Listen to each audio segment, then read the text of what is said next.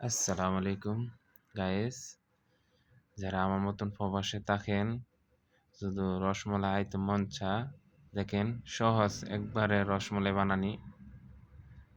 আমি 1.5 লিটার দুধেতে ছানা বাই করে নিলাম, বাই করে গোল গোল করে এদের শিরায় মেদে ছাড়লাম। 20 থেকে 25 মিনিট জাল দমু শিরার ভিতরে।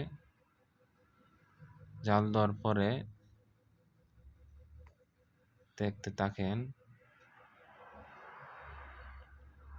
আমি কিছুক্ষণ পরে লাড়া দিয়েছি। একটা ভিতরে যেমন আরেকটা না লাগে, তখন একটা ভিতরে একটা লাগিয়ে দিলে ভাঙ্গা যাওয়ার সম্ভাবনা থাকে বেশি।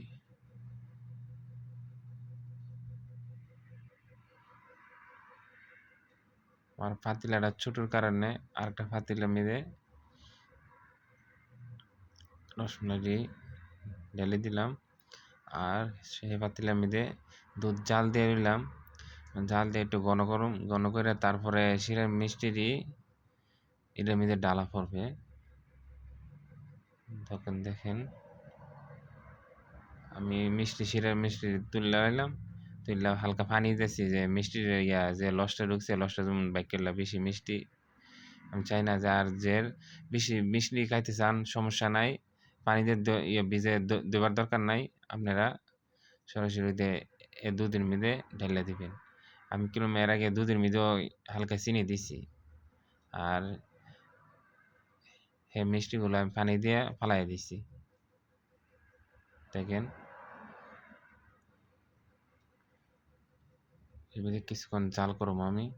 দেখেন মিষ্টিগুলো সবগুলো তলে ডুবা লইছে, আর যেসব মিষ্টি হয়ে যাবো গা তখন উঠবে বায়া উঠবো। দেখেন দেখেন মিষ্টিগুলো হয়ে গেছে গা, এ কারণে দেখেন উপরে বায়া লইছে। প্রথম করলাম সবগুলো মিষ্টি তলে আসছিল, এখন দেখেন উপরে বায়া লইছে। তার মানে আমার মিষ্টিগুলো রসমলাইগুলো হয়ে গেছে। ঠিক আছে, আপনারা দেখেন একবার সহজ। এখন দুটা দেখেন এত পাতলা, যে সময় ঠান্ডা হইব দেখবেন একবারে ঘন হয়ে যাবো। দেখেন কতটা সফট হয়েছে, দেখেন কতটা সফট।